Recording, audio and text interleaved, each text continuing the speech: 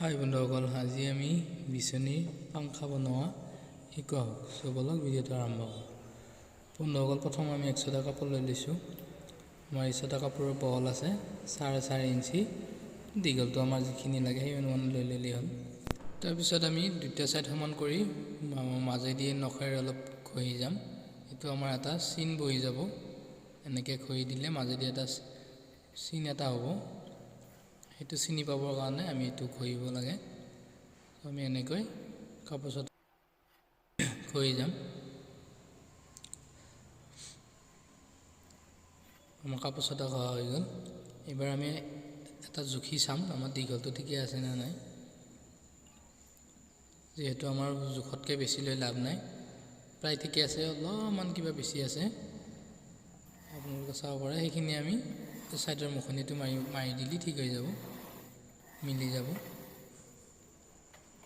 তো আমি সমান কৰি কাটি এইখিনি আমি অলপ ডাঙৰকৈ মুখনিটো মাৰি দিম।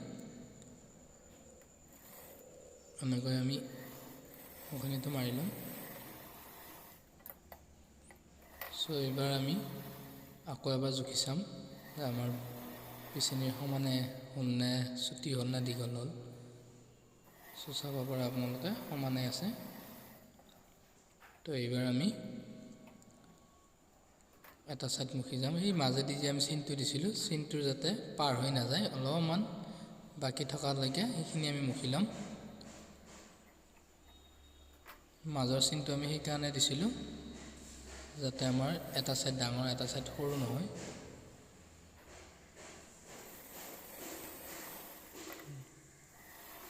মাজৰ চিনটোৰ অকণমান বাকী আছে, আপোনালোকে চাব পাৰে। তো এই জোখতে আমি এই ছাইডটো আমি গোটেই চিলাই যাম। তো আমাৰ এটা ছাইড হৈয়ে গ'ল।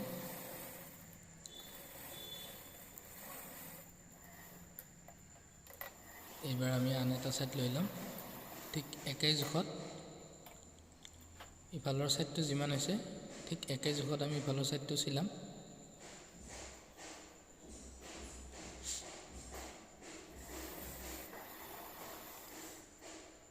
চাব পাৰে আপোনালোকে একে জোখ আছে।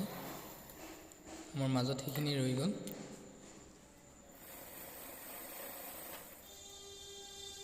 একে সমনীয়াকৈ আমি দুয়োটা ছাইড চিলাই যাম। আমাৰ মোটামুটি হৈ গ'ল দুয়োটা ছাইডে। এইবাৰ আমি দুটা ছাইড মুখনি মৰাৰ পিছত আমি আকৌ এবাৰ জুখি চাম।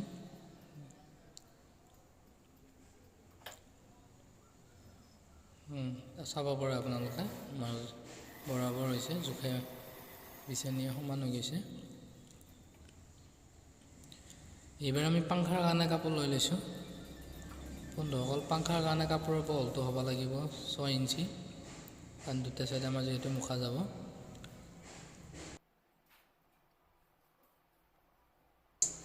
আৰু 3-4 লৈ ল'লেই হ'ল কাপোৰ। মই এইফালে 3 লৈ লৈছোঁ। মাজৰ জইনকেইটা মাৰি ল'ম এনেকৈ লগ লগাই, কাৰণ পাংখা বহোৱাৰ পিছত আমাৰ আৰু জইন মাৰিলে ভাল নহয়। তো এনেকৈ আমি জইনকেইটা মাৰি ল'লোঁ।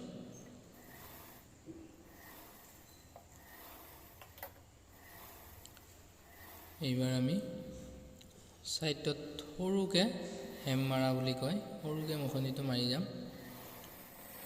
আপোনালোকৰ যদি পিকু মেচিন আছে পিকু মাৰি ল'ব পাৰে। মই যিহেতু পিকুৰ সুবিধা এটা নাই, মই মুখনিয়ে মাৰি লৈছোঁ। পিকু মাৰিলেও খুলি যোৱাৰ চান্স থাকে, কিন্তু আকৌ মুখনি মাৰি দিলে আৰু খুলিও নাযায়। মুখনি মাৰাটোৱে ভাল হয়। তো মোৰ এটা ছাইড হৈয়ে গ'ল মুখনি মাৰা। ঠিক একেদৰে মই সেইফালৰ ছাইডটো মুখিম। যিমান পাৰে সৰুকৈ মাৰিলে মুখনিটো দেখাটো ভাল লগা হয়।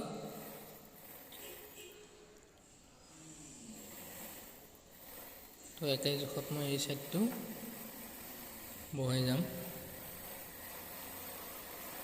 হৈ গ'ল মোৰ দুয়োটা ছাইড মুখা।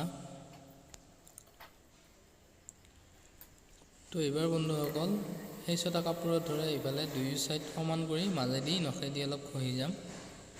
তাৰমানে আমাৰ এটা চিন এটা হ'ব লাগে যে আমাৰ কোণটো চেণ্টাৰ কোণটো মাজৰ চিনটো হ'ব লাগে। এইটো আমি দুইফালে জোখ কৰি মাজেদি স্কেলেদি চকাই দিও দিব পাৰি, কিন্তু আমাৰ নখেদি দিলে হৈ যায়। এয়া হৈ গ'ল, চিনটো বহি গৈছে, ষ্টিমাৰ নিচিনা হৈ গৈছে, আপোনালোকে চাব পাৰে হৈ গৈছে। তো আমি সেই চিনটোৰ ওপৰেদি কোচ বহাই যাম। কোচটো আমাৰ মাজেদি বহাই যাব লাগিব। সেই চিনটো দিয়াৰ অৰ্থ আমাৰ এইটোৱে যে যাতে আমাৰ ঠিক মাজেদি আমি চিলাইটো লৈ যাব পাৰোঁ। সেই চিনটোৰ ওপৰেদি কোচটো যাতে আমি সেইমতে বহাই যাব পাৰোঁ।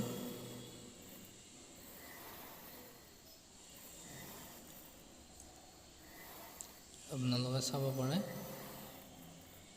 আমাৰ সেই চিনৰ ওপৰেদি কোচটো বহি আছে, চিলাইটো যাই আছে।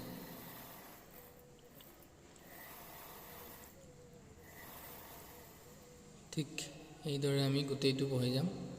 আমাৰ মোটামুটি ভালেখিনি বহোৱা হ'ল। আমি এটা জোখ কৰি চাম যে আমাৰ লাগাখিনি হৈছে নে নাই। অলপ বেছিয়ে হৈছে, চ' আমি আৰু কোচ বহাই নাযাওঁ। আমাৰ যিহেতু জোখতকৈ অলপ বেছি হৈছে, এইবাৰ আমি আমাৰ জোখ কৰি কাটি লওঁ।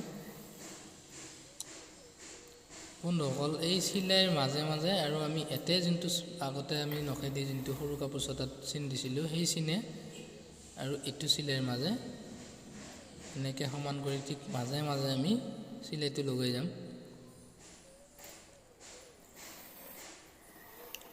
ঠিক মাজত হ'ব লাগিব। সেইকাৰণে আমি 2 ছটা কাপোৰতে চিন দি লৈছিলোঁ নখেদি। সেই ছটা কাপোৰৰ মাজে মাজে আৰু এই ছটাটো চিলাই আছে। ওপৰৰ ছটাত মাজে মাজে আমাৰ চিলাই আছে, তলৰ ছটাহে আমি অলপ চাই পাংখাটো বহি গেলিয়ে হ'ল। তাৰমানে অলপ ছাইডটো ধলি বা ইফাল সিফাল হ'লে ফিনিচিংটো ভাল নহয়। ঠিক মাজে মাজে যদি হয় আপোনাৰ ফিনিচিংটো ভাল হয়, দেখাটো শুৱনি হয়। তো এনেকৈ আমি চাব পাৰে আপোনালোকে ঠিক মাজে মাজে চিলাইটো লগাই লৈছোঁ।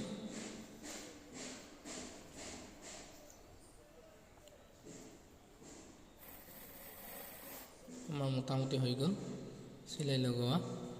তো এইবাৰ আমি যিখিনি অলপ আমাৰ বেছি আছে সেইখিনি আমি কাটি দিম।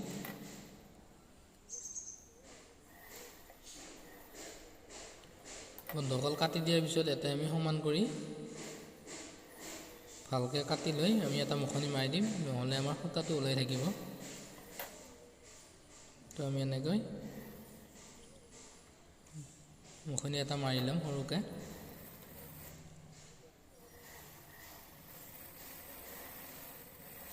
হৈ গ'ল আমাৰ।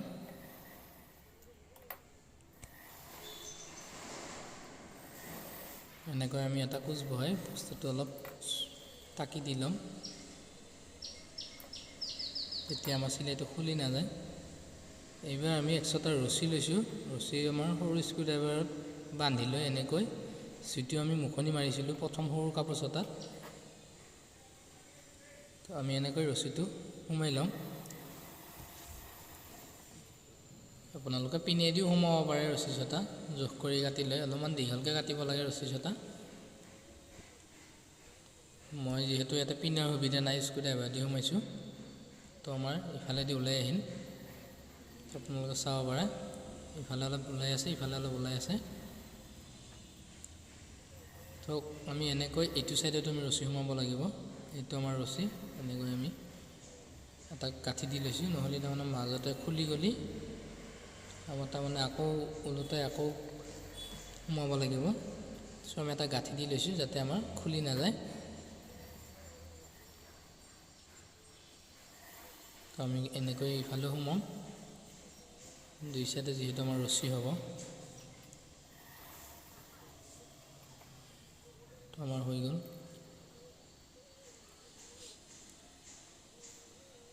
চাব পাৰে তো চাব পাৰে আপোনালোকে আমাৰ হৈ গ'ল দুইফালে ৰছী লগোৱা। এইবাৰ আমি বিচনীটো লৈ ল'ম। এনেকৈ ঠিক মাজে মাজে মিলাই এনেকৈয়ে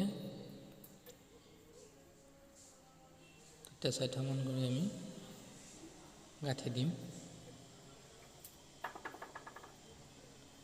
বন্ধুসকল এইচত আমি গাঁঠি দিয়া এইকাৰণে বনাইছোঁ পিছত আপোনাৰ পাংখাটো খুলি লৈ ধুই দিব পাৰি বিচনী দি ধোৱাটো ভাল নহয় আপোনালোকে চিলাই মাৰি ফিক্স কৰি বনাব পাৰে মই যিহেতু ৰছী দিয়া বনালোঁ এইটো সাইডে সাইডে চিলাই মাৰি দিলে চিলাই মাৰা হৈ গ'ল এতিয়া আৰু এনেকৈ ৰছী দি উঠিও আপোনালোকে চিলাইটো লগাই ল'ব পাৰে এনেকৈ ৰছীটো আমি ভিতৰত সোমাই দিম তো চাব পাৰে আপোনালোকে পাংখাটো কি ধুনীয়া হৈছে সো আমাৰ হৈ গ'ল বিচনী পাংখা লগোৱা এইখিনিয়ে গোটেই সহজ আপোনালোকে চেষ্টা কৰক সো আজিলৈ এৰিছোঁ বাই বাই ধন্যবাদ আহি আছোঁ নতুন ভিডিঅ'লৈ